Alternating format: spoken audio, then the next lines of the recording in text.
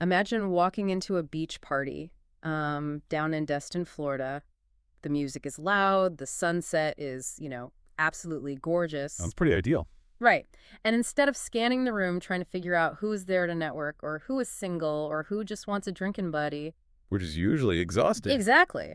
But here, an algorithm has actually already done all the heavy lifting for you. That is the dream, honestly. Welcome to this deep dive. Today we're exploring a real-world event happening September 1st, 2026, called Tides and Connections, a beachside speed mingle. Taking place at the Upper Deck Bar and Grill? Yes, the upper deck. And our mission for you, the listener, is to really look at how this setup is attempting to cure our collective digital burnout. Right, by taking the cold efficiency of a dating app algorithm and, dropping it directly onto a physical beach. Which changes the entire dynamic of meeting people. It totally does. I mean, we're so used to either mindlessly swiping in isolation on our phones or throwing ourselves into these brightly lit community halls for traditional speed dating. Which usually just feels like a brutal conveyor belt of forced small talk. Oh, it's the absolute worst. That conveyor belt is terrible. I mean, traditional networking usually degrades into this awful Groundhog Day of job interviews. Like you're just reciting your resume. Yes.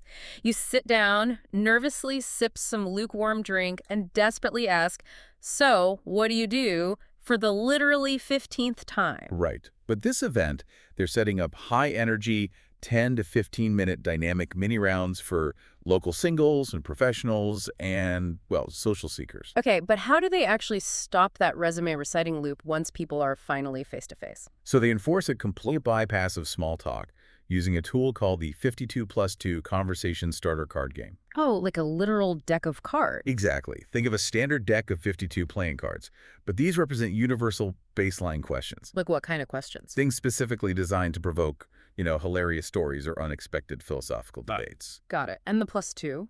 Those act as wildcards or deep dive prompts specific to the mood of the table. Oh, that's clever. Yeah, by offloading the burden of starting a conversation onto a physical deck of cards, it completely removes the cognitive load. And the fear of rejection, I imagine. Exactly. That fear usually cripples us in social settings. But here, you're immediately interacting with someone's authentic personality, not their rehearsed elevator pitch. Okay, I hear that. But wait, if a deck of cards is the only thing standing between my attempt to find, say, a business mentor and someone else's attempt to find a romantic soulmate. Yeah, that would be bad. Right. That sounds like a wildly uncomfortable 15 minutes. I'm stuck on the logistics here. Doesn't blindly throwing people into deep conversations risk, catastrophic misalignments? Well, yes, but that friction is exactly why the algorithm exists in the first place. Oh, right, the algorithm part. Yeah, think of it as a ruthless bouncer for your time. Before you even set foot in the Upper Deck Bar and Grill, you have to go through this deal-breaker matching system. Okay, how does that work? You have to select your primary intention from 4 distinct paths: networking, friendship, dating, or casual fun. So the system uses that primary intention as a hard filter. It does. Like if I declare I'm there for networking, does the algorithm just turn the people looking for romance completely invisible to me during these rounds? It absolutely isolated those paths.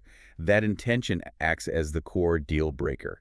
If the goals don't match, you simply do not sit across from each other. That is such a relief. Right.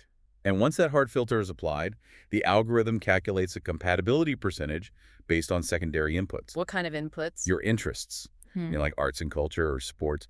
It essentially creates a heat map of the entire room. Oh, wow. So it's matching you only with people who have the exact same baseline expectation. Exactly, plus shared hobbies.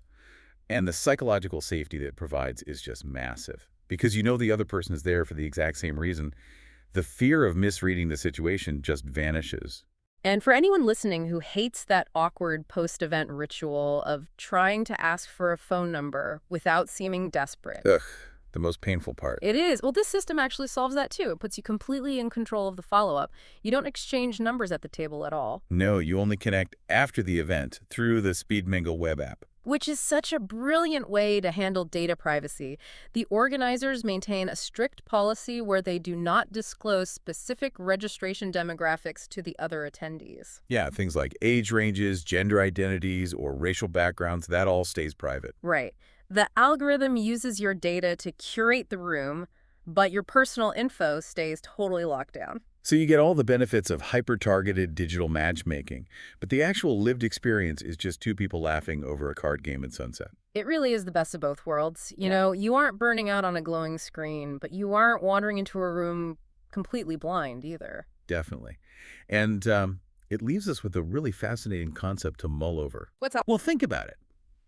If an algorithm can successfully curate 15-minute, high-quality, real-world interactions based purely on our stated intentions, Right. what other areas of our daily lives could be transformed by this kind of structured, intent-based mingling? Oh, that is an interesting thought. Imagine applying this deal-breaker intention matching to like how we build our neighborhoods or how we assemble project teams in our workplaces. Wow. Yeah. The beach party might just be the proving ground for something way bigger.